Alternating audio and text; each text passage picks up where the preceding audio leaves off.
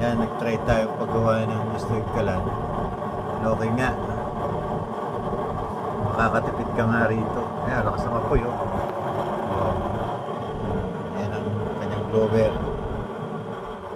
Blower niya nandun pala sa number 3. Pag mainit na, hindi mo na hinaan yan. Pag nilaksan mo yun, lalakas yan.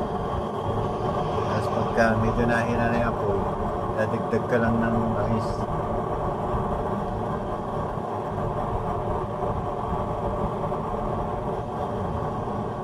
Tipid nga nito. Ito panluto. Nalaksan natin ang hangin. Ayan o, nalakas na yung apoy niya.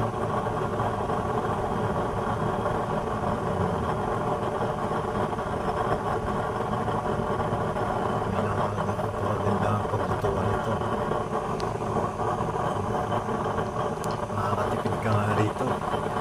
Hindi masayang yung mga pinaglutuan mo na langis.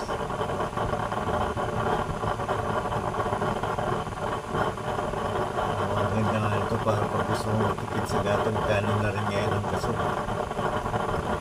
Ito, marami ka na maluluto niya. Ayos. Galing.